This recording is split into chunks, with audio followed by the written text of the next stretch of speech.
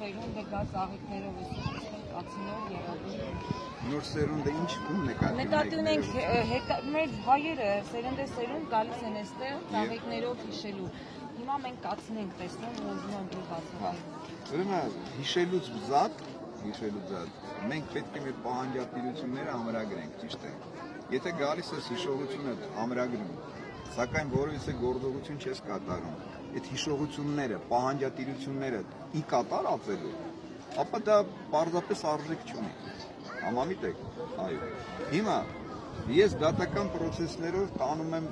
պատժի ենթակա բոլոր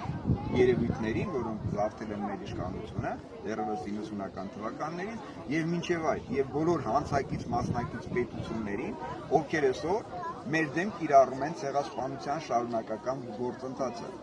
այսինքն պետության ոչնչացում, ազգի վերացում, ցեղասպանություն, այսինքն սրանք կոնվենցիաներ են, որոնք կիրառվում են նույնիսկ միջազգային կառույցների, նաեւ այդ ռեժիմի, թրկաջիուր ռեժիմի, որը բռնազավթել է մեր իշխանությունը։ Հիմա նույն պահանջատիրության վերաբերյալ դեռևս 2009 թվականից մտել է միջազգային ատյաններ, բոլոր համակարգերով։ Ես եմ մտել որպես նախագահի պաշտոնակատար։ Եվ նշված պահանջատիրությունները որպես ամրագրված փաստ արդեն իսկ ընթացիկ գործընթացի մեջ են, այսինքն քննության առարկա դարձած, թե Հաագայի դատարան, թե Եվրոպա դատարան, թե Եվրոմիություն, թե ՄԱԿ-ի անվտանգության խորհուրդ եւ այլն, ինչպես նաեւ ներպետական բոլոր համակարգեր։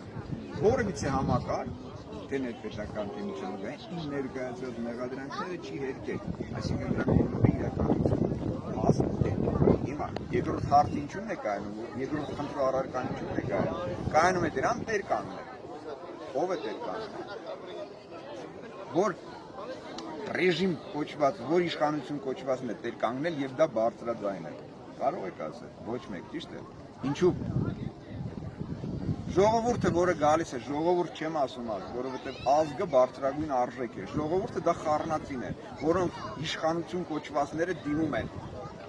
բնակչությանը, նեգրերին, թուրքերին, ժողովուրդը դա խառնածին հատված է, որի մեջ մտնում է թե թուրքը, թե ադրբեջանցին, թե ռուսը, թե ուզբեկը, թե նեգրը, թե հոմոսեքսուալիստը եւ այլն։ Հիմա եթե ազգը արժեք է, ապա ինքը պետք է իր իրավասություններն ու լիազորությունները ամրագրել, պահանջել, որ մենք ազգ ենք, ինչու՞ չի ներկայացնում։ Ինչպես նաև պահանջատիրությունները, որ այսօրվա վրա գալիս են իբր հարգանքի թուրք մատուցել։ Հարգանքի թուրք մատուցել ինչու՞ն է կայանում։ Ձևական ծաղիկ դնել հեռանալ։ Ֆորմով գալիս են իբր թե քնչականն է, դատախազությունն է եւ այլ ֆստաններ են։ Ինչ են արել։ Պահանջատիրությունները ինչի տեր չեն կանգնել։ Փաստ եմ ասում։ Հիմա երկրորդ խնդիրը ինչու՞ն է կայանում։ Եթե նշված համակարգ կոչվածների դեմ, ռեժիմի դեմ, Քոր Լևոն, ինքը Խալիլյան Լենդրոշ, ինքը Լևոն Տեր-Պետրոսյան, Ռաուֆ Սեիդօղլի, ինքը Ռոբիկ Քոչարյան, Սերժիկ Նարիմանով, ինքը Սերժիկ Սարգսյան, Նիկոլ Փաշօղլի, ինքը Նիկոլ Փաշինյան եւ իրենց համակարգ կուսակցություններով հանդերձ։ Ինչի տեր չեն կանգնում։ Հիմա ինչ անենք, որ հիշող ազգից պահանջող դառնան, իսկապես պահանջող, ծաղիկ դնել։ Բացի ծաղիկ դնելու զատ, ասենց ասեմ, հա, պահանջատիրություն ամրագրելու համար դու իմ ներկայացրած պահանջներին, որը ես իրավական դաշտով նաև տանում եմ եւ ամրագրել եմ եւ որից նորից եմ կրկնում, բայց կրկնում եմ այն բանի համար, որ ավելի հաստատուն լինի մարդու համար եզրակացություն կայացնելու համար։ Եթե դու դրան այդ արժեքներին տեր չես կանգնել, ո՞նց կարող է պատահի, որևիցե մեկը, այսինքն միջազգային կոչված կառույցները դա ֆիքսեն կամ եթե դու ինքդ չես ճանաչում ցեղասպանության փաստը։ Հայաստանը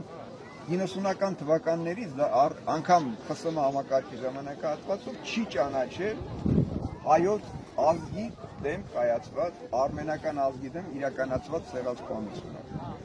Որ միջազգային 2010 թվականին Կանադան ու Շվեդիան նոտա են հղել Հայաստանին, որ դուք պաշտոնապես չեք ճանաչել ցեղասպանությունը, ինչ իրավունքով, ինչ լիազորություններ պահանջում եք ցեղասպանության ճանաչում այլ պետություններից։ Աբսուրդ է։